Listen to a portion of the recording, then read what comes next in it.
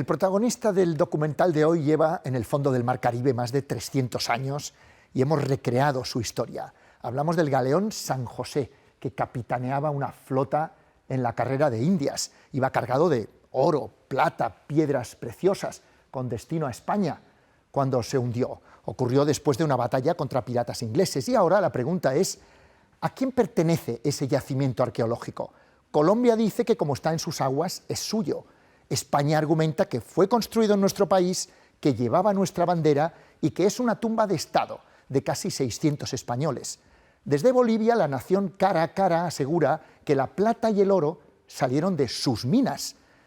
Para parte del mundo científico es simplemente patrimonio de la humanidad.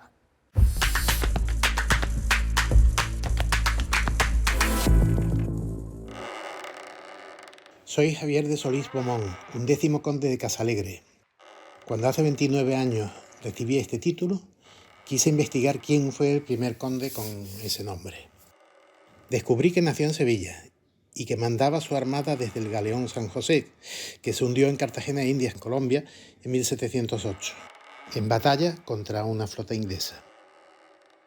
El galeón lleva ya 316 años sumergido en el Mar Caribe, que se ha convertido en la tumba de mi tío y antecesor, en un lugar que muy pocos conocen.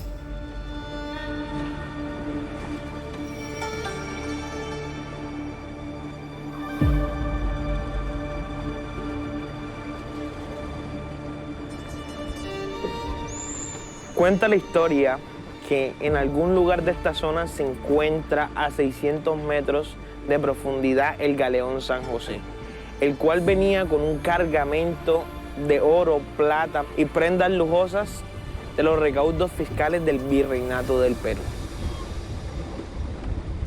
Para algunos mitos, para algunos leyendas, lo único que sí se sabe es que es el Santo Grial del Caribe.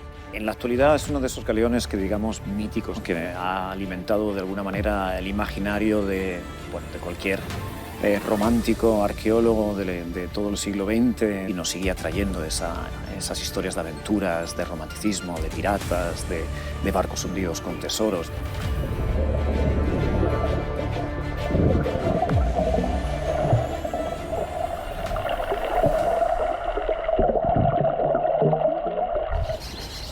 Cartagena de Indias debe su prosperidad, su fama, sus fortificaciones a la flota de tierra firme, a la flota de galeones de tierra firme. Durante muchísimos años fue la vida de la ciudad. Imaginemos esta bahía sin estos buques modernos, sino una selva de buques de madera, que podían ser hasta 100 buques, ¿no? Que pasaban temporadas larguísimas en la ciudad. Traían marineros, traían productos, traían ideas, una migración permanente de Europa a América y de América a Europa a través de esta bahía. ¿Durante cuántos siglos, Gonzalo, fondeaban aquí los galeones? Bueno, la primera flota que llegó a Cartagena llegó en 1537. Empezó ahí y se fue organizando. Primero era conveniente, después fue obligatoria para protegerse de los piratas. Funcionó hasta 1708, que fue la última flota, digamos, con intenciones de serlo.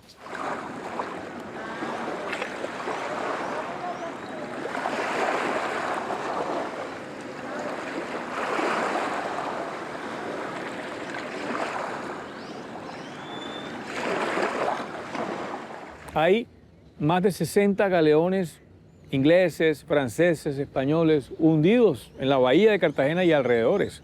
Ciertos elementos que tienen más de 100 años de estar bajo el agua y son valiosos, son patrimonio.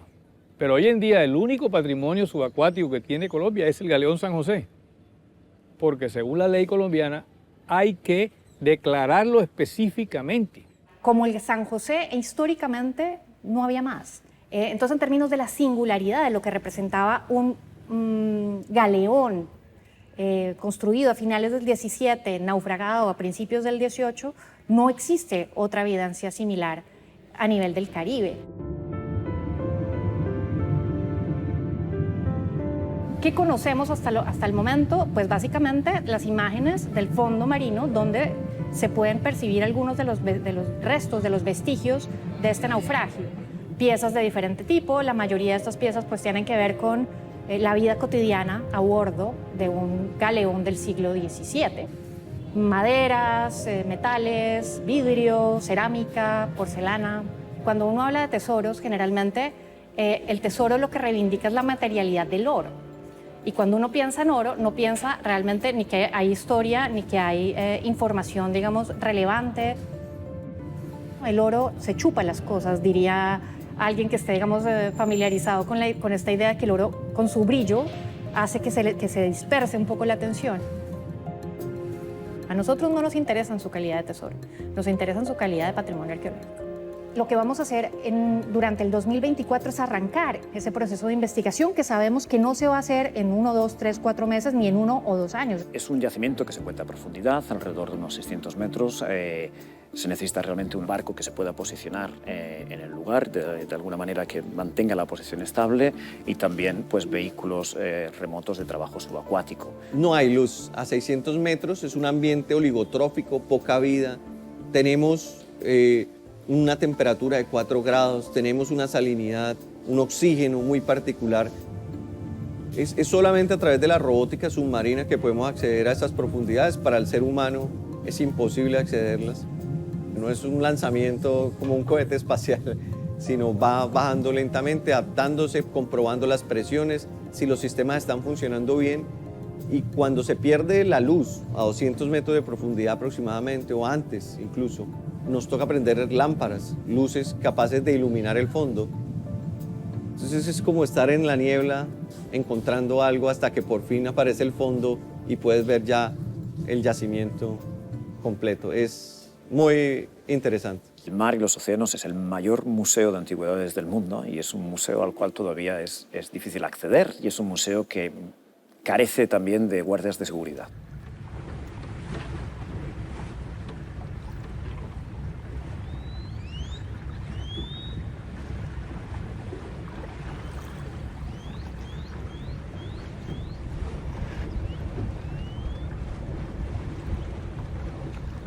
Uno de los principales tesoros que nos ha proporcionado la carrera de Indias es precisamente la documentación, los documentos que han sobrevivido. Aparte de las materias primas que nos encontramos en América, que podía ser el cacao, tabaco, algodón en menos cantidad, sobre todo era el tráfico de plata y oro, que un poco era el sustento principal de la corona o de la hacienda real en esos momentos. La carrera de Indias era un sistema de navegación y comercio que relacionó a España con sus reinos de India y con otros territorios de lo que se llamó en su día Imperio Español.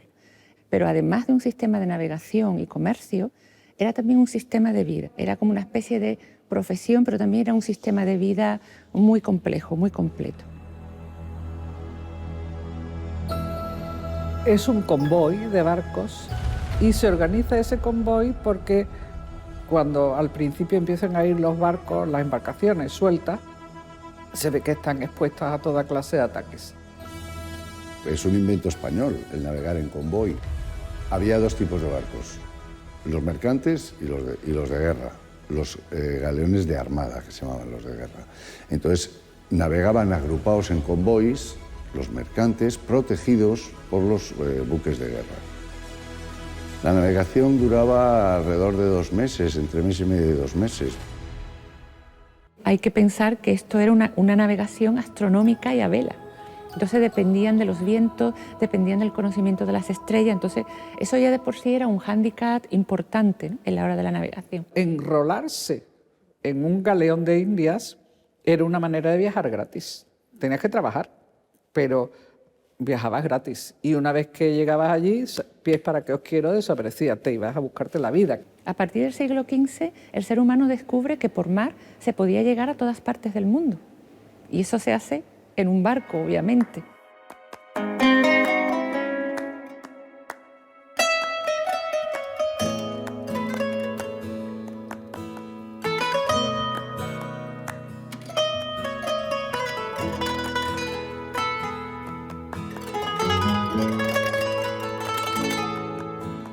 América de pronto es el gran proveedor de todo y de novedades y de...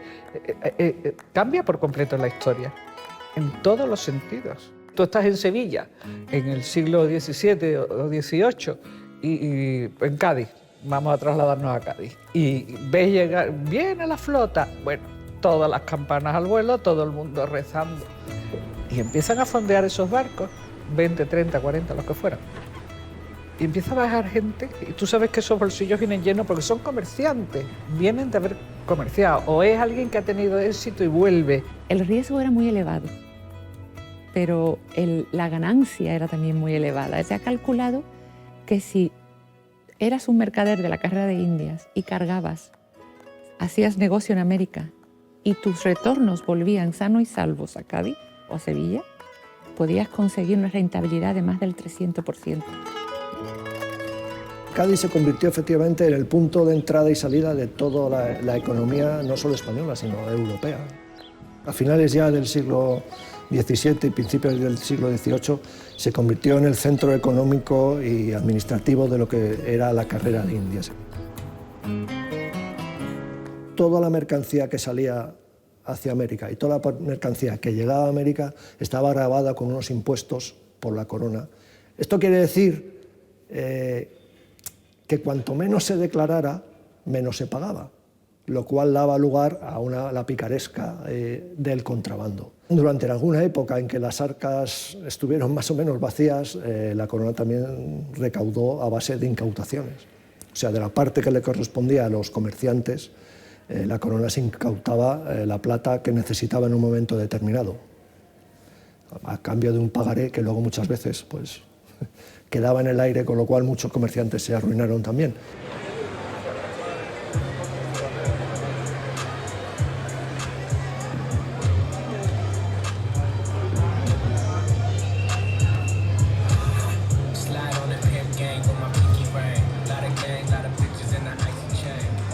Vamos a mostrarle al mundo que Colombia va a proteger el patrimonio, que utiliza la ciencia y la tecnología para hacerlo. Un lugar en el cual se escribió la historia del mundo, la historia de América.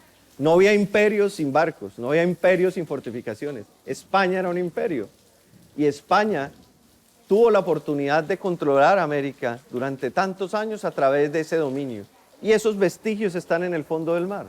Están allá y los hemos encontrado. Y lo podemos decir con toda tranquilidad, o sea, sí es el galeón San José porque hay pruebas científicas. En la campaña del 22 se logró establecer el área arqueológica, el área del impacto. Otra de las pruebas es las crónicas que había del galeón y lo que se encontró en el galeón, desde tacitas de té hasta la moda, la forma en que se acuñaba esa moneda. Esta primera fase es una fase que está orientada fundamentalmente a la caracterización del sitio arqueológico de manera no intrusiva. A diferencia del 2022, es un grupo más amplio de diversas especialidades y el reto principal es mapear, ojalá milímetro por milímetro, el yacimiento.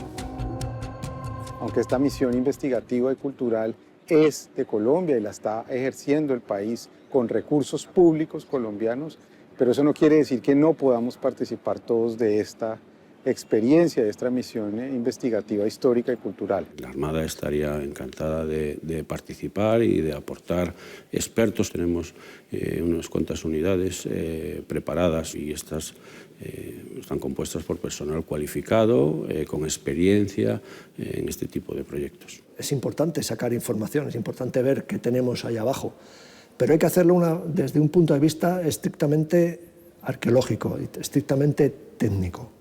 El San José es una tumba de guerra y como tal tumba de guerra es la premisa y es la primera consideración que hay que tener en cuenta para hacer cualquier intervención sobre el pecio. Estamos hablando de más de 600 personas que navegaban en ese momento, que viajaban en ese momento. Preferiblemente sería trabajar sobre lo que podamos encontrar en superficie o muy poca profundidad, digamos, de arena. En España hay historiadores y arqueólogos que ya nos encantaría poder participar de alguna manera desde el punto de vista científico. O sea, el galeón San José es la única evidencia arqueológica que existe sobre un periodo de transición muy importante en la corona española para entender la evolución de la construcción naval. La construcción del galeón San José sigue siendo un enigma y va a seguir siéndolo si no se le hace un proyecto científico-arqueológico adecuado.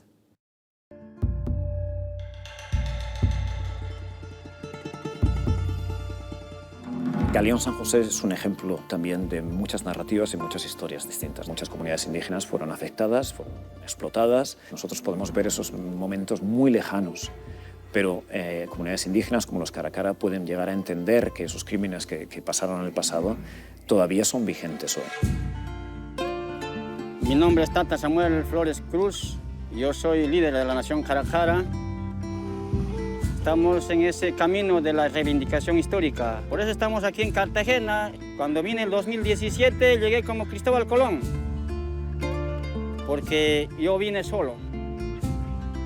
Pero ahora estamos haciendo la realidad de ese sueño que ha sido pues reclamar, porque nuestros pueblos ya sabían de este Galeón San José. Organizamos 2007 un proceso de investigación, documentos, y 2010 tomamos la decisión de apersonarse al gobierno de Colombia. El año 2017 radicamos las primeras cartas en Bogotá. Las partes somos la nación Caracara, dueño del Cerro Rico de Potosí, donde salió toda la plata y también mucho oro de muchas minas de nuestra nación. Los hermanos colombianos, España, sí, dueño del barco, de su tripulación, de la gente que estaba ahí, también tiene derechos.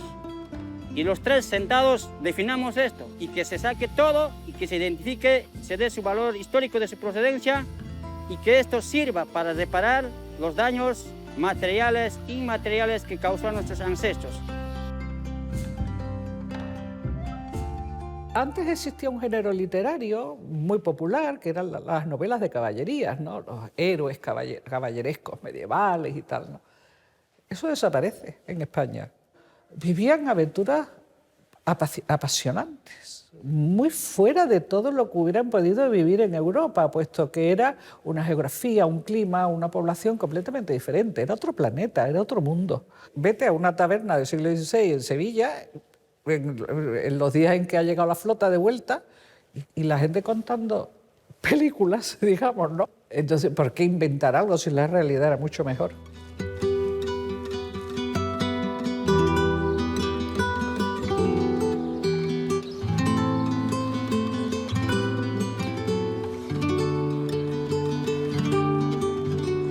Si quieres investigar sobre América, tienes que empezar aquí. Sí.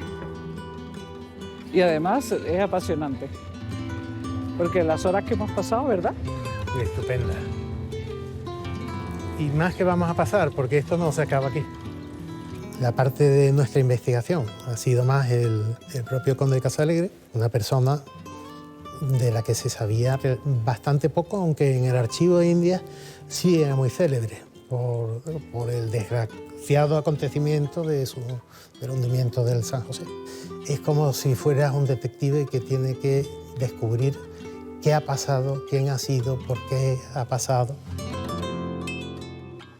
José nace en 1637 en esta casa. Pertenecía a una familia sevillana, los Fernández de Santillán. En un momento dado le dan el cargo de general de la flota de galeones, que son la guardia de la carrera de Indias. Él tenía que haber salido aproximadamente en 1700 a las Indias, pero como comienza pronto la Guerra de Sucesión Española, hasta 1706 no puede salir a América para cumplir su misión, la importantísima misión de traer los caudales que necesita el rey. No hay problema en la travesía, pero cuando llega allí, y está 2 años, se encuentra con que hay ingleses en la zona. Eso significa que tú tenías el enemigo en casa.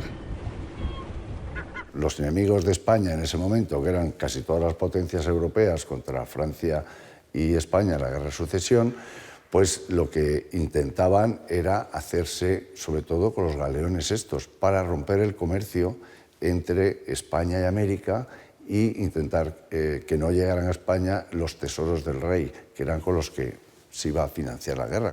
Él se ve en un dilema. Por un lado, le dicen, no puedes volver a Cartagena de Indias y no puedes volver todavía a España porque es muy peligroso. Están las flotas inglesas esperando. Al mismo tiempo, del rey le llegaban cartas pidiéndole que volviera porque la situación económica era bastante desesperada. Cuando están relativamente cerca de Cartagena de Indias, se encuentran al enemigo.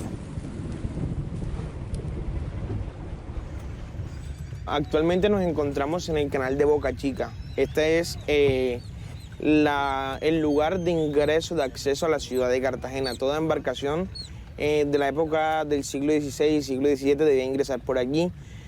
El galeón San José venía de Portobelo hacia la ciudad de Cartagena. Venía con los recaudos fiscales del Virreinato del Perú y se dice que venía con una gran cantidad de tesoros, entre esos oro, plata, vajillas. Pues desde Portobelo, desde su salida de Portobelo, fue notificado que habían unas embarcaciones inglesas merodeando las islas del Rosario, pero porque se le había dado la orden a esas embarcaciones de interceptar el galeón por la importancia de la riqueza que traía.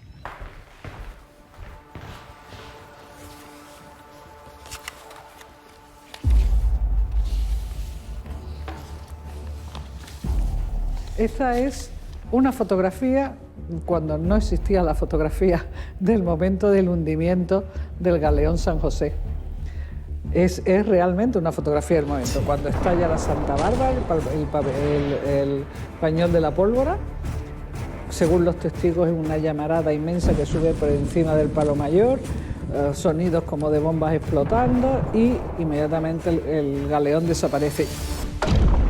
Ya era de noche, así que se ve que se abrió una vía de agua inmensa y el galeón se fue a fondo en cuestión de minutos. Y de una manera muy naif se ven unas figuritas de hombres que eran los que estaban agarrados al palo arriba y vieron que el galeón desaparecía bajo sus pies, ¿no? Y aquí se ve cómo los pobres saltan con la explosión. Sí, la verdad Luego es que fueron capturados por los ingleses. Es muy interesante ver que el follón que se organiza, cuánto humo, cuánto... Sí. Te imaginas de todo el ruido y el trabajo de la miedo. artillería durante 2 horas, ¿no? Sí. Tenía que ser un espectáculo dantesco, aparte de espectacular, dantesco, ¿no? Sí.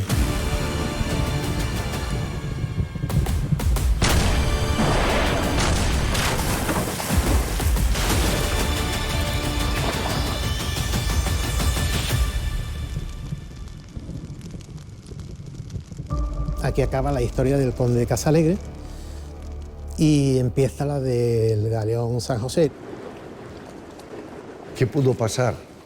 Pues, según creo yo, los ingleses no querían hundir a San José porque llevaba todos los tesoros.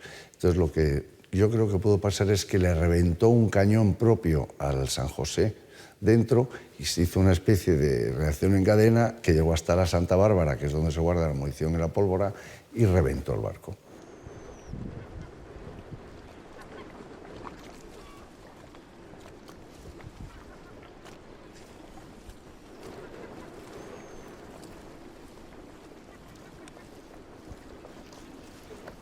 La vida en el galeón era una vida, pues, dura.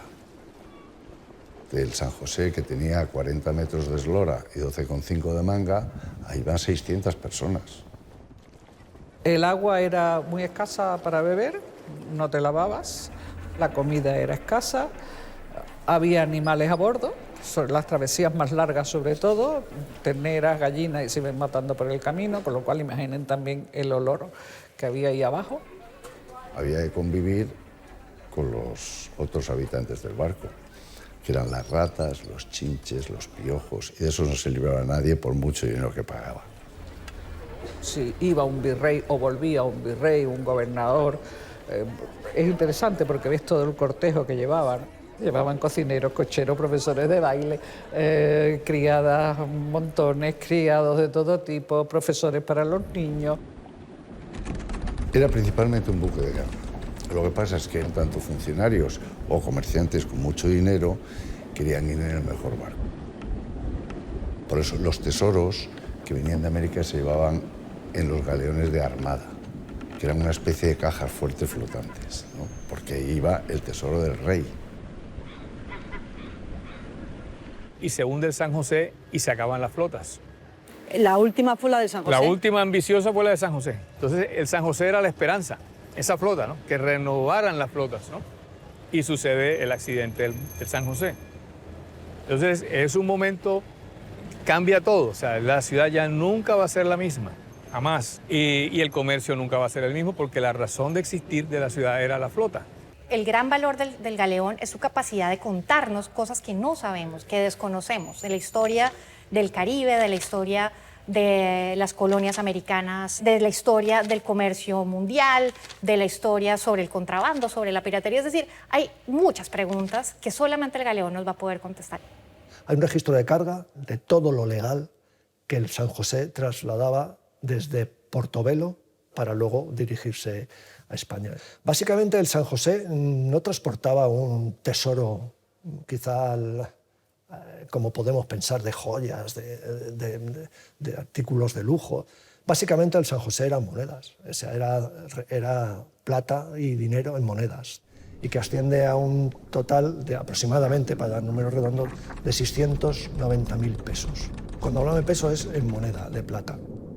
Luego, aparte, habría otra carga que podía ser oro y plata en lingotes, que no está registrada como tal, y luego la carga que por ley o por normativa estaban autorizados los comerciantes a llevar y que no tenían que estar registrada.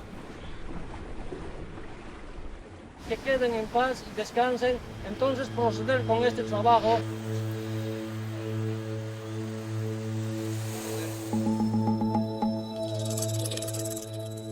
Con este acto ritual nosotros queremos sellar que nuestro reclamo no se va a parar. Estamos poniendo la piedra fundamental porque vamos detrás de eso a reconstruir la historia que se nos dejó y que nuestros ancestros estén en paz. Tata apusninchisman, tata íntima, maquilla, pachamama, alguien de navanchispa. Los derechos no lo vamos a negociar, sino vamos a exigir que los derechos se cumplan en las partes. Y si no se da en el diálogo, pues se dará en el proceso jurídico y el tiempo nos juzgará quienes tienen la razón. Es hora de que se reescriba la historia. El galeón para nosotros es la oportunidad que se nos presenta para que cuando salga a tierra firme esas monedas, podamos decir nosotros esta moneda representa esto. Porque esto ha sufrido nuestros pueblos para que haya esto aquí.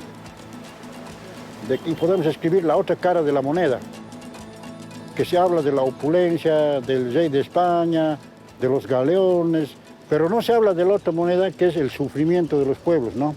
Eso queremos describir nosotros con el galeón San José. Queremos que salga a tierra firme, pero que se le dé el trato correspondiente. Inclusive hemos planteado al gobierno colombiano que muestras representativas de lo que hay en el galeón retornen a la nación Jaracará para que nuestra gente vea a todo el pueblo boliviano que están gran parte de los recursos que han salido del Potosí, están volviendo. De alguna manera ese es un resarcimiento espiritual a la memoria de nuestros padres. Que con datos precisos puede señalar, toda la plata sale de la nación Jaracará, una parte del oro sale de la nación Jaracará.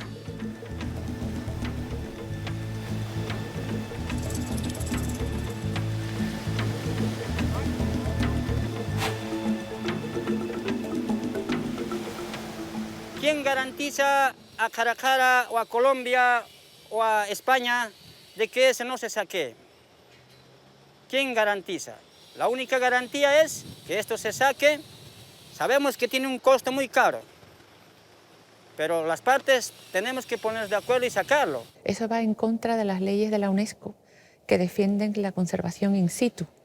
Y en caso de que haya un cierto riesgo, cosa que a 600 metros de profundidad no le veo mucho el riesgo, es el Estado colombiano el que tiene que proteger el yacimiento. Esto es una misión científica para recolectar fotografías, imágenes y algunas materialidades que están en el lecho para comprobar cuál es su comportamiento al salir de una profundidad de casi 600 metros. Al final vamos a mostrar, vamos a ver, vamos a saber qué es lo que hay ahí. Si seguimos escondiendo, si seguimos de alguna manera pretendiendo que la única alternativa es o blanco o negro, o sacas todo para que no se lo lleven otros, o lo dejas intocado y entonces no puedes garantizar que eso va a ser cuidado, creo que estamos perdiendo la mirada, que es lo que estamos proponiendo. ¿Qué estamos proponiendo? Que al hacerlo cada vez más público, lo protejamos todo. Evidentemente, sobre el Galeón San José hay muchos intereses, muchísimos, muchísimos. Y esos intereses también tienen muchos recursos y tienen también muchas facilidades, digamos, de movimiento. Necesitamos de alguna forma que haya garantías legales y garantías jurídicas para que no se vaya a afectar las posibilidades de hacer la investigación científica. En Cartagena hubo empresas turístico-exploratorias, ¿no?, de ciudadanos americanos residentes acá, de ir a sacar piezas de naufragios, cañones, anclas, iban, sacaban todo lo que quisieran.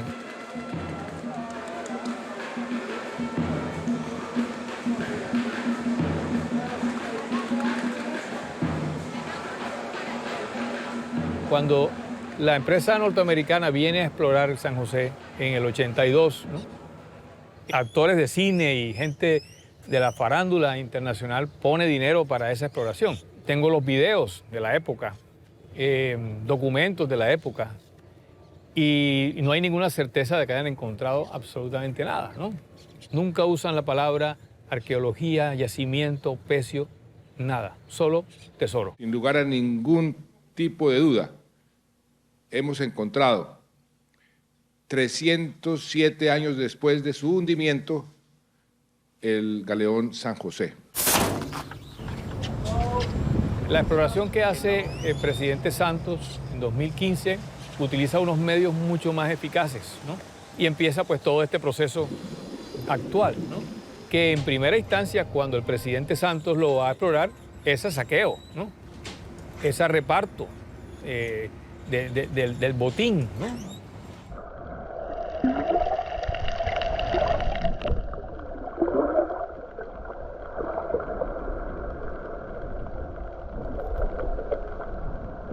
No hay nada que repartir, digamos, con la legislación actual.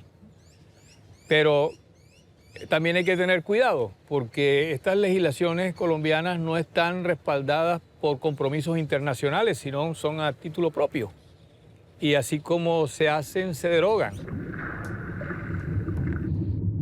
Los cazatesoros, podemos decir, es como los piratas del siglo XXI, ¿no? Que ellos no ven el lado espiritual de lo que está hundido en los galeones. No ve las vidas que se han perdido en las batallas, en la extracción de esos recursos, como la plata, el oro.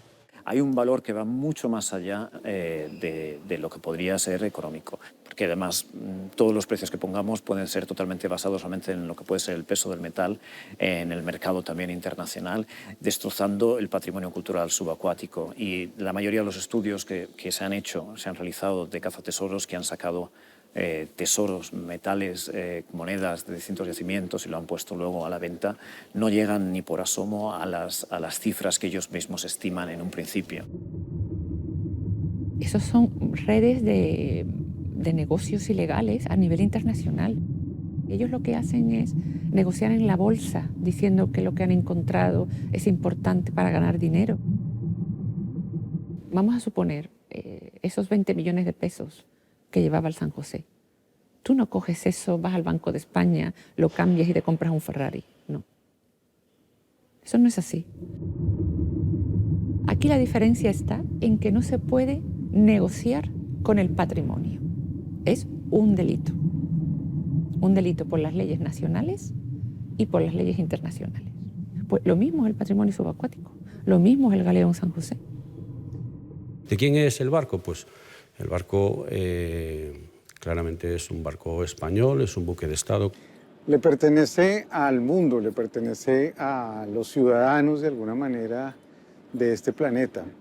Hoy está en aguas territoriales colombianas y en ese sentido es de los colombianos. España nunca ha renunciado, a pesar de los 300 y pico años que lleva hundido el galeón San José, no se ha renunciado a los derechos sobre dicho buque de Estado. Y que, bueno, que la legalidad internacional reconoce como tal. Para mí el galeón San José es un patrimonio de la humanidad. Está en aguas territoriales colombianas. Entonces es el Estado colombiano el que tiene que cuidar de ese patrimonio. Pero este patrimonio es, antes de nada, patrimonio de la humanidad. Y lo que está bajo el mar no tiene dueño. Y cada país que tiene ese patrimonio es el que tiene que ser el guardián de que eso se respeta y protege. No lo digo yo. Está la UNESCO y están las leyes internacionales de protección.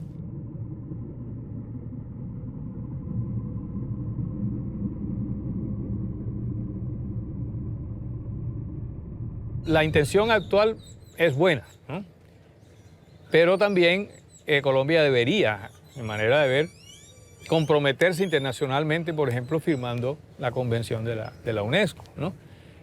Para que no sean leyes susceptibles de ser modificadas de acuerdo al criterio del gobierno de turno. Colombia no ha firmado fundamentalmente porque la Convención de UNESCO reconoce la bandera de los barcos y por lo tanto no reconocería que este barco es colombiano y en ese sentido va en contravía de la Constitución colombiana.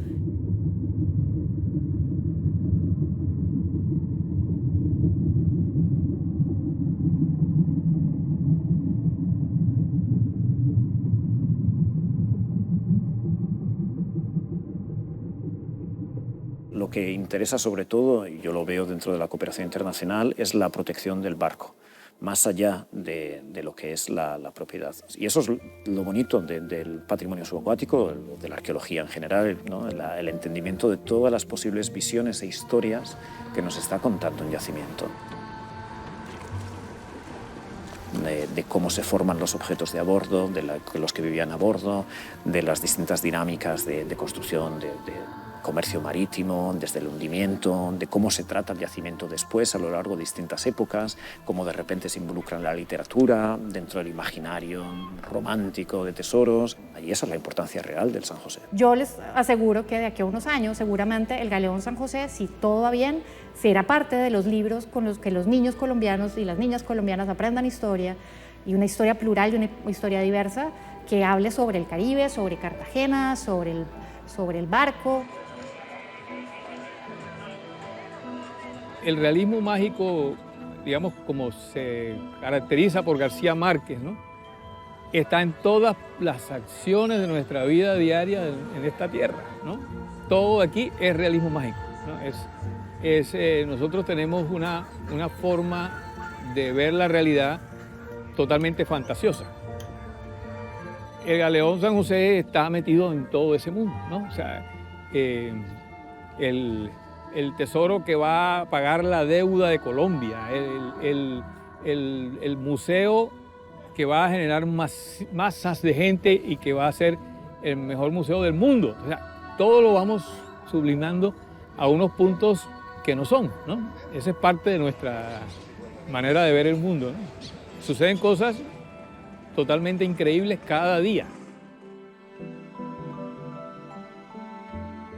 Contó que en aquel sitio habían tantos veleros antiguos acostados entre los corales que era imposible calcular siquiera la cantidad.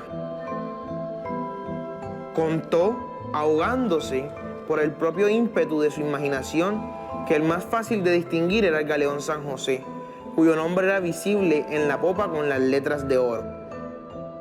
Contó haber visto adentro un pulpo de más de 3 siglos de viejo, cuyos tentáculos salían por los portillos de los cañones. Contó que había visto el cuerpo del comandante con su uniforme de guerra flotando.